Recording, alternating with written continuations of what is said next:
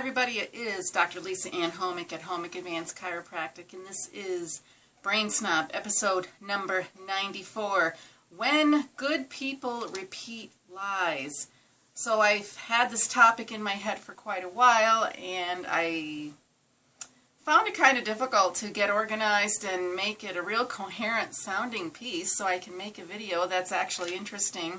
And that's not easy to do sometimes, and today I said I'm just going to do it. I'm trying to plan and plan and plan, and sometimes your desire to be so well planned out, you procrastinate. So here I go. This is what it's going to look like. When good people repeat lies. So I want to talk about health lies, because there's all kinds of lies. There's political lies and religious lies, and I'm using the word lie. It does sound kind of extreme, and well, that's just the way it is. If something is not true, what else are you going to call it? And I have the 3 doorways to the BFA protocol: brain first always, move your brain, feed your brain, talk to your brain. And one of the parts of talking to your brain is digging through the health lies that are holding you back and grieving them, getting them out of the way, and start doing the things that are actually in sync with your body and healthy with your body. Because there's a lot of generational lies that people have repeated over and over and over, and has gotten us nowhere. And there's quite a lot of that in the health arena. In fact, if you go to my blog and look at my series on doctors who jumped ship, this is tackling the same thing, but from a medical doctor's perspective. How they gave up the these ingrained lies because they were not helping people. And when you're in the medical or health arena, you want to help people. And when you see the same results over and over again that are bad, that's kind of depressing. So let's talk about when good people repeat lies. I'm going to give you some examples of the lies that I've thrown out, got rid of them. And it took me a while. I was fighting with myself for quite a while, kind of in a little face-off arguments, because some of the things I liked doing. I liked eating a lot of grains and sugar. Yeah, there, I admit it. So this is a confession.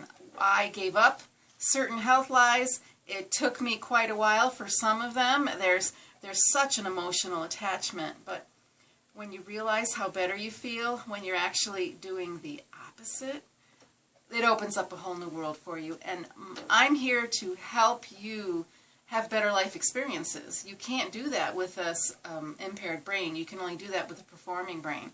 And that's why we have the Brain Snob episodes, to help you get closer to that ideal. But when these health lies are repeated, what happens? Well, people feel out of control of their lives.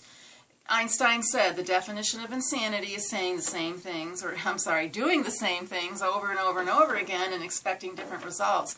Well, what happens when you believe something over and over again and do something that's not good for you over and over again, and you expect a different result? And that's the challenge here.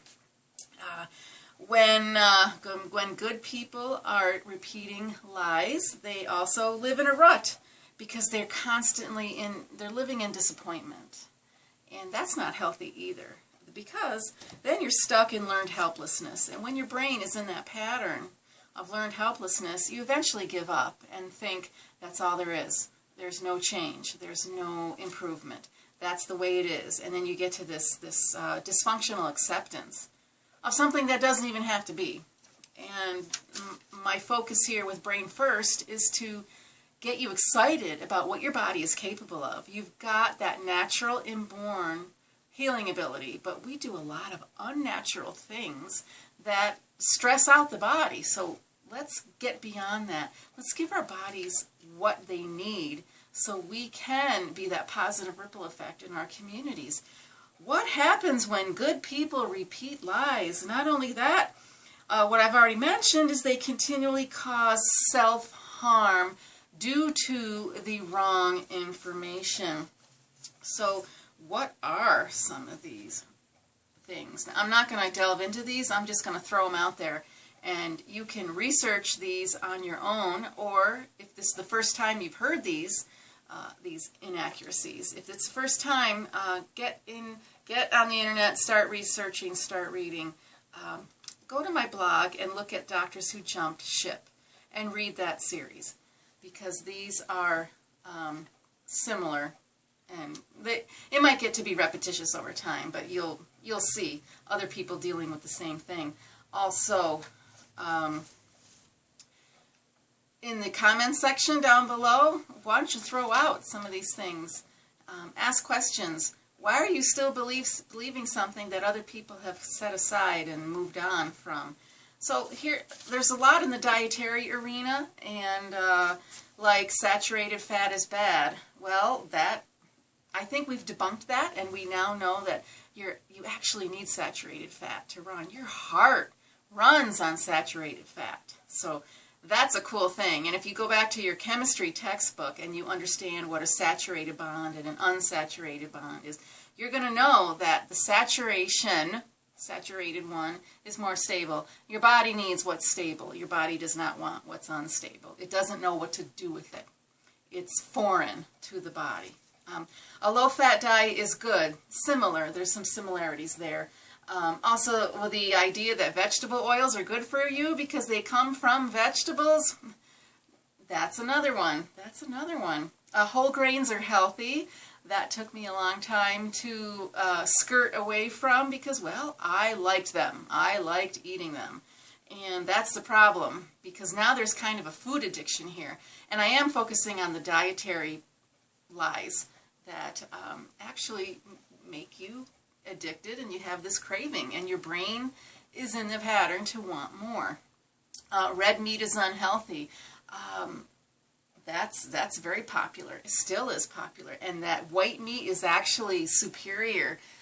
No, not anymore. And you've got to research that. That's a really interesting one, because I found it very interesting.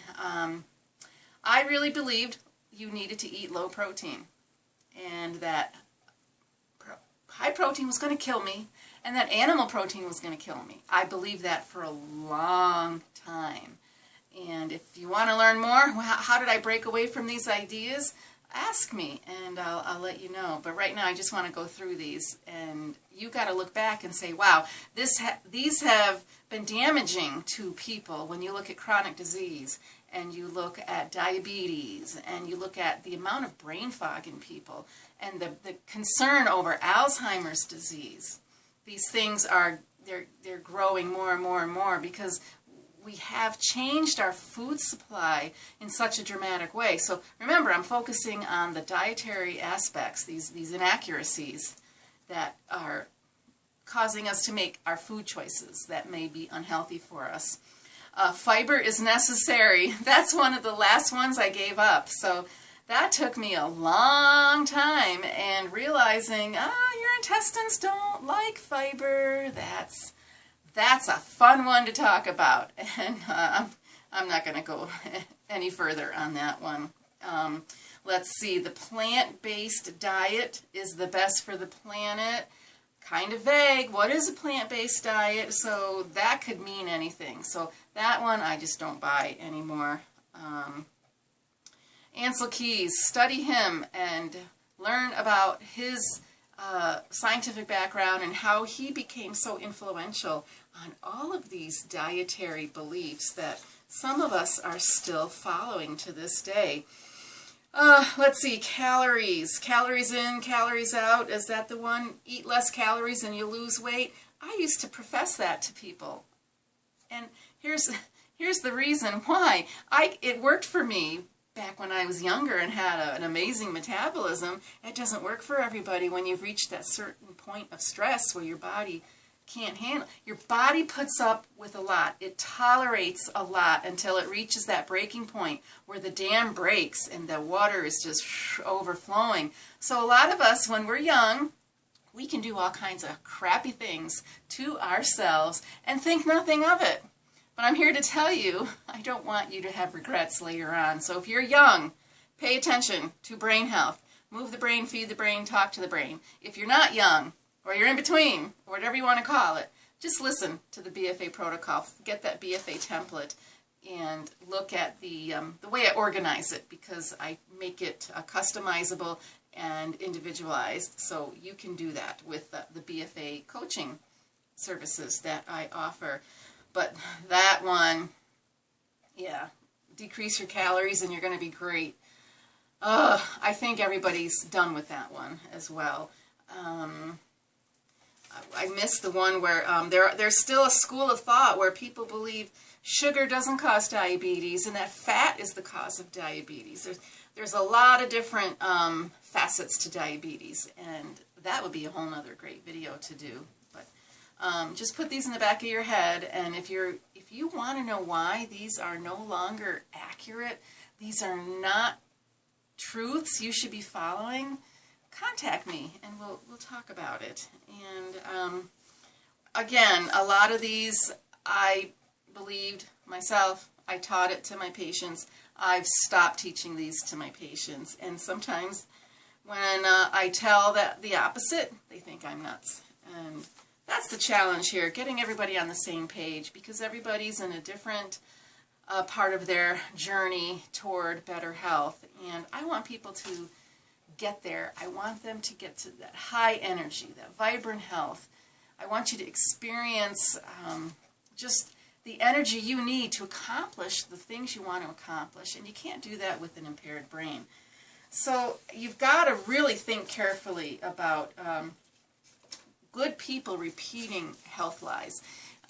There's so much marketing that's been very successful. The media is run by the food companies, the pharmaceuticals. I'm too excited to talk here. The pharmaceutical companies and the food companies, and they're kind of related, and they are the ones creating the ad revenue for the media. And if you look at the different, even the dietary councils, who's funding them? The soft drink companies are giving them the funding so they can put on their seminars and the public service announcements. And so we've got a refined, sugar-based bunch of foods that are financing the health organizations. Is that not bizarre? So you've got to take a step back and say, who's funding the information? Nobody's funding me. I'm here just making the video with my old tablet and my internet connection. And all I want for you is to know that you have the ability to give yourself great health. I call it low-tech, hands-on. Hands-on because it's within your reach. Low-tech is, you don't need fancy technology. You just need common sense about Mother Nature. Mother Nature is not going to steer you wrong. So that's the end of my video. I think I've gone on long enough, but I want you to just feel positive about yourself. You can change things that you're not happy with. It might take a little bit of work, but you're not alone doing it. Ask me about BFA coaching. Get your free copy of the BFA template, because once you know how to move your brain, feed your brain, talk to your brain, you are going to feel amazing, and you're going to appreciate this new information. You just have to try it out for yourself, and it's hands-on, it's within your reach, so it's very meaningful and it's very rewarding. Get on the blog and read my past entries. Look at the other videos, even look at the older ones. They're still pretty interesting, even though I made them, months ago, maybe a year ago.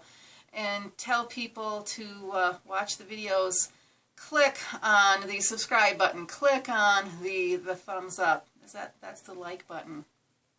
And be a positive ripple effect in your community, because we need your full participation. Thanks for watching.